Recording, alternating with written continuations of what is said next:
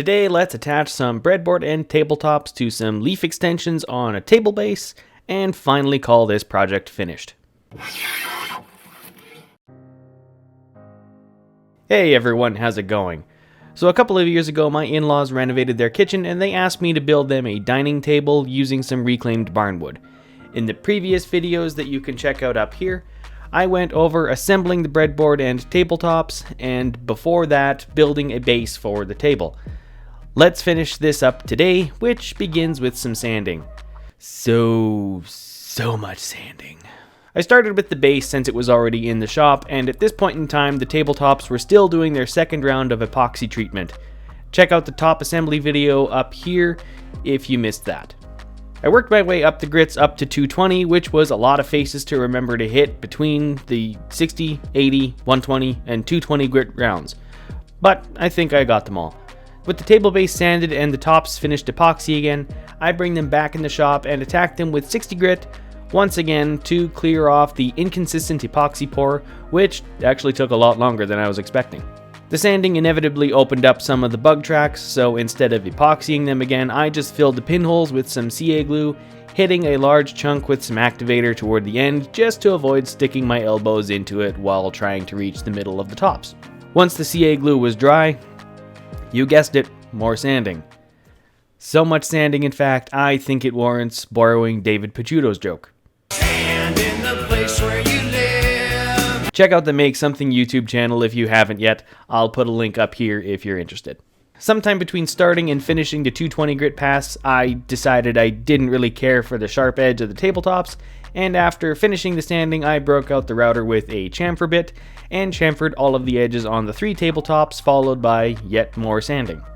I also hit all of the outer edges of the table base with the router as well, except it doesn't seem like I filmed that. At this point, the sanding is mostly done, and I can move on now to finishing. Down in my basement finishing room, I hit the tabletops with 4 coats and the table base with 3 coats of clear satin polyacrylic. I went with polyacrylic because it dries fast and it didn't yellow the wood. Between coats, I hit everything with 320 grit and a tack cloth. And then to finish off at the end, I hit everything with a 3000 grit sanding pad. Random tangent.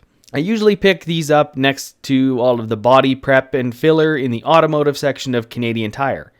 Except this time I didn't go to the one I normally go to and they had all of them locked up. Why? While I was sanding, I noticed that the table base was rocking back and forth a fair bit. Now, I know my table saw and workbench might not be completely level, but yeah, not quite what I wanted. Just to be sure, I figured I would throw some adjustable feet in the table. Between a couple Forstner bits in the center of the table coasters, a threaded insert, a screw-in foot, gives me a little insurance to make sure that the table I'm building is not a rocking table.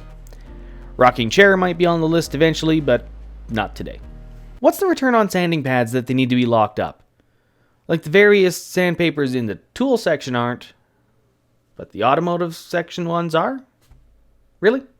Once I had the table base flat on the ground again, I can start figuring out actually attaching the tops to it.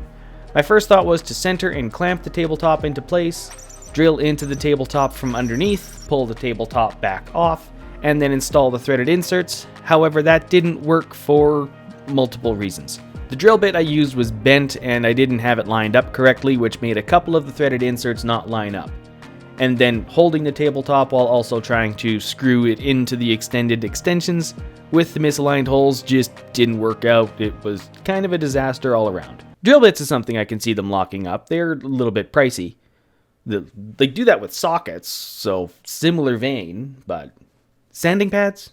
After thinking about securing the tops for a while, I decided that the best course of action was to lay them on top of the workbench, pull the extensions back off the base, and lay them on top of the underside of the tops, and go from there. And here's where I was able to confirm that the threaded inserts were misaligned, because I couldn't get them screwed in. So out comes the threaded inserts, both extensions swap sides, and new holes are drilled in for each threaded insert, which are reinstalled with a little bit of CA glue to lock them in. I guess lock them in a little bit better than nothing. You just watched me pull them all back out after installing them with CA glue, so a little bit better. Would they lock up CA glue? Oh, I've seen it out before, but, I've also seen the sanding pads out before, so Who knows? There's no consistency. With the threaded inserts installed, I can get the extensions bolted back down. I got tired of fighting with these stupid little Allen keys to get these screwed in, so I sacrificed one of my less used spark plug sockets and cut a slot in the side of it to fit the Allen key, which gave me a lot more leverage with the ratchet to get these bolts cinched down. It then occurred to me that I no longer have a truck and my grandpa's old F350 wasn't up and running yet, so I didn't have a vehicle big enough to deliver the table fully assembled.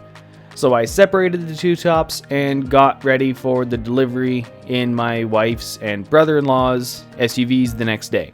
I like my 21-year-old Accord with 325,000 kilometers on it, but it is kind of useless for this line of work. Though I have figured out that I can at least fit an 11-foot board through the trunk and into the footwell of the passenger seat, so that is good to know. If I only need one of them, maybe two. And it can only be about this wide. I found out because I needed the baseboard. Once we had everything over at the in-laws, I reconnected the tabletops, brought the table base in, adjusted the feet, first try I might add, set the tops into place, recentered everything, screwed the extensions back down to the base, and tightened down the bolts onto the threaded inserts again. And with that, other than a couple of the leveling brackets for the two halves of top that were stuck in shipping, I installed them a few weeks later, this project is finally done. I think I am safe to say that this is my largest, most complicated woodworking project to date, and it is definitely my longest running project. This took a long time to get finished. There was a lot of firsts, for sure.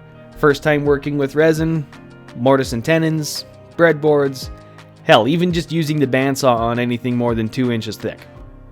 I am more than happy with how this project turned out, and I know that my in-laws are happy with it as well, even though it took me more than 2 years to get it finished.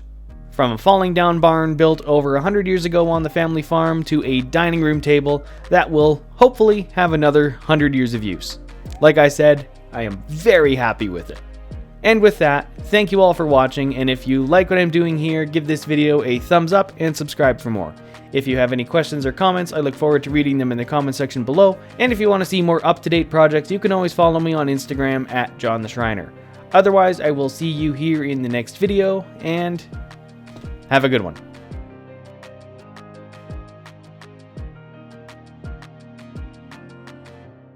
Like, I just want to know why the sanding pads were locked up. It makes no sense.